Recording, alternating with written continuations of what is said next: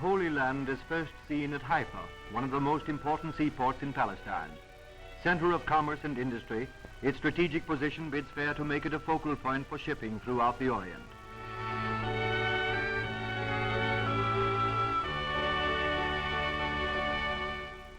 The modern government building exemplifies the progress made by the Jewish people during the past 20 years, as does this huge hydroelectric power plant, an architectural and engineering achievement standing out as a modern background to an ancient camel train that plods the shallow waters of the Mediterranean Sea.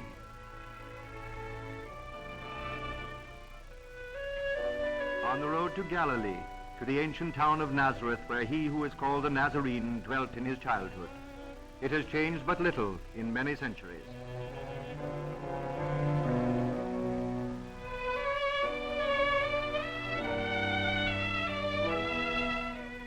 In Galilee, the Arab shepherds guard their flocks just as they have for centuries past.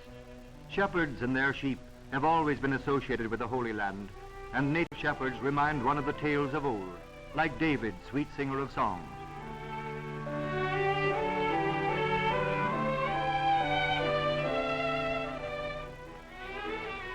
Returning to the coast, the Jewish city of Tel Aviv stands out on the banks of the great Mediterranean Sea. It is one of the major ports of Palestine. Its rise during the past few years has been an economic phenomenon. From a mere wasteland of sand dunes in 1936, today its beach is classed among the finest on the Mediterranean shore. Here is the modern romance of Palestine. Here the development of industries, the building of fine structures, the employment of thousands in constructive occupations brings the city of Tel Aviv to an envious place among the cities and ports of Palestine. Dizengoff Circle, named after the late mayor and pioneer builder of Tel Aviv, is one of the beauty spots of this modern city. The newer generation looks ahead with hope and courage for the years to come, and the Boy and Girl Scouts, called a Maccabee after the Maccabee warriors of ancient times, form a bulwark of strength for the survival of new Palestine. In the agricultural sense, young people are more in evidence than they are anywhere else in the world. The immigration of youth is the keystone not only of the agricultural expansion, but of the entire structure of New Palestine.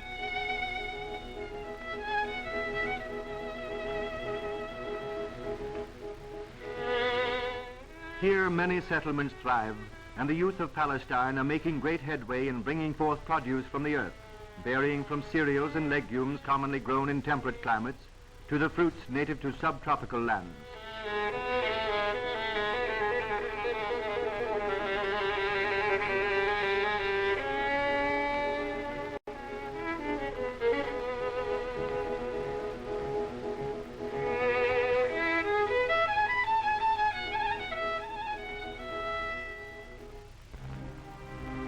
Near Tel Aviv is Jaffa, where fishing plays a most important part in the lives of its people. And practically the same methods of boat and net are used today as they were by 4 of the first disciples who fished in the Sea of Galilee. Even though the Jewish farmers employ modern farm machinery, Arab farmers still adhere to primitive methods in tilling the soil and reaping their crops.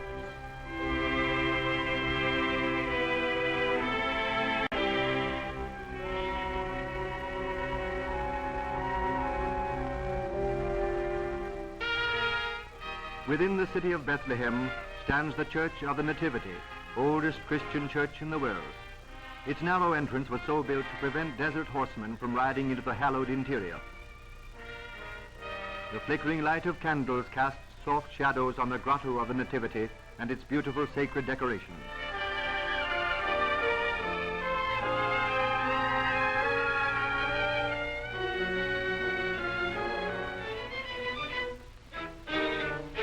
From Bethlehem to the holy city, Jerusalem the Golden, lying serenely across the valley. The new city of Jerusalem is banked with modern stores and massive buildings that stand out in sharp contrast to the ancient city of biblical days. It has been the chief city of Palestine for 3,000 years and bears a name which was to denote the abode of peace. Jerusalem holds the supreme place in the world's reverence. To Jew, Christian, and Mohammedan alike, it is the holy city.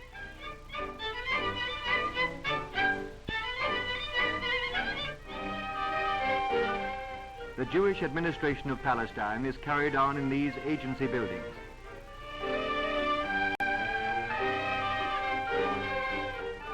Old Jerusalem is surrounded by a high winding wall built in 1542 by Suleiman the Magnificent. Herod's Gate, Jaffa Gate, and Damascus Gate still stand in its crumbling stones. Within these walls, the sacred places associated with the life of the Nazarene have been localized by long tradition.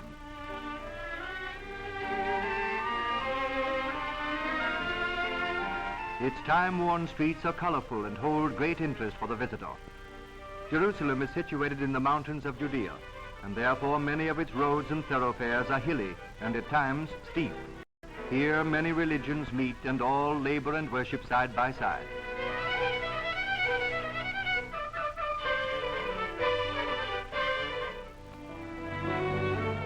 There are many Christian churches in Old Jerusalem. Throughout the ages, these Christian shrines have attracted pilgrims from many lands, and so long as they endure, they will continue to be looked upon as the most sacred and holy in all the world. For many stand on the traditional sites that mark historical events in the life of the Nazarene. Many of these are located in the Russian compound, and it is not unusual to see processions of devout priests.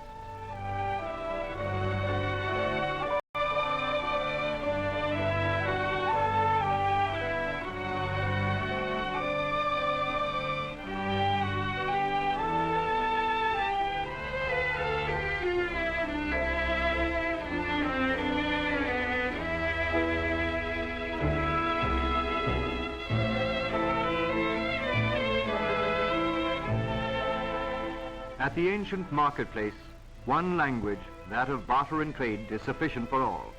Within the walls of Old Jerusalem, a veritable multitude of street vendors is to be found, and one staple food, oil cakes, finds many purchasers.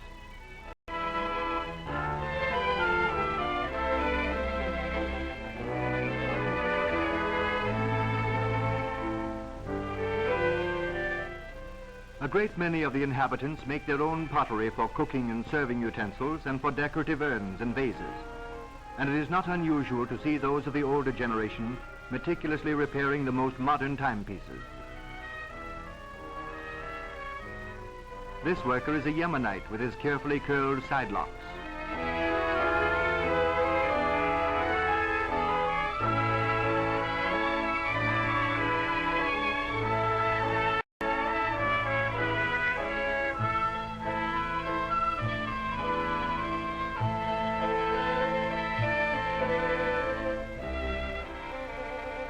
Within the gates of the old city stands the Wailing Wall, the only remaining part of the ancient temple. Here Orthodox Jews congregate to lament the fall of Israel and to pray for its restoration. Their cries and their tears bear witness to their faith.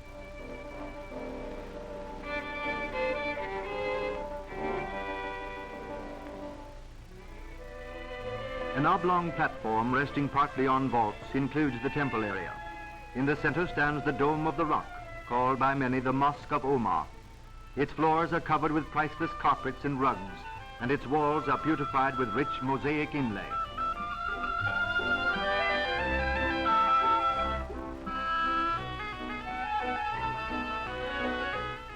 Before entering any holy place, the Arab must bathe his hands and feet in public fountains provided for that purpose.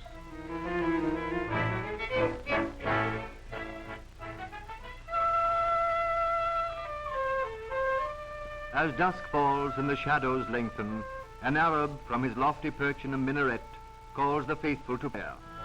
Thus men of all faiths find a common inspiration in the holiest city in the world.